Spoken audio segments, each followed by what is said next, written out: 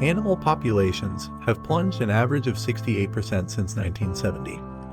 As humanity pushes the planet's life support systems to the edge, approximately 60 billion tons of renewable and non-renewable resources are now extracted globally every year, nearly double the amount from 3 decades ago. Surges in demand have had a dramatic effect on the natural world, with 3/4 of the world's landmass and 66% of all marine environments now judged to have been severely altered by human actions.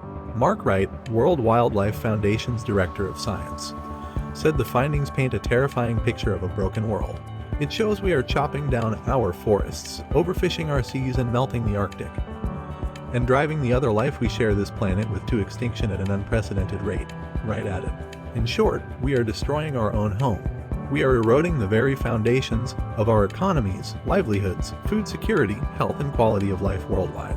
That's the word from Sir Robert Watson, the chair of a massive multinational research effort to survey the impact of human development on the natural world.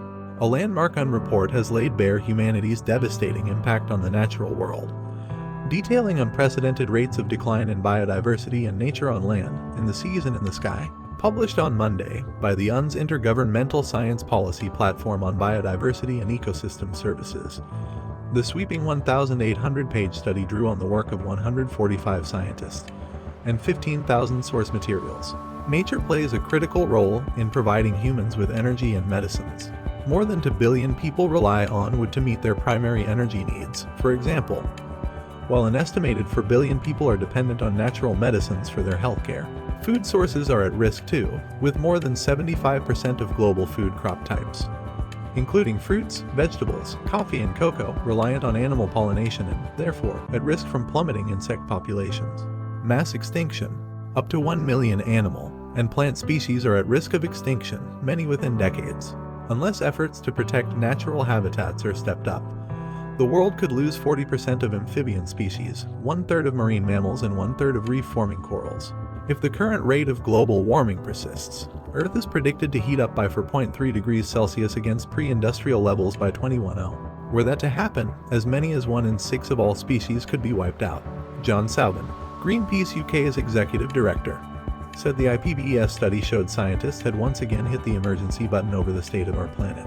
It's time political and corporate leaders stopped making empty promises and started acting to prevent us sliding towards another mass extinction of life on Earth. He added, business as usual, destroying the rainforests, emptying the seas of marine life, and polluting our air and water is getting us there at breakneck speed. We need to change the way we think about what a good life is.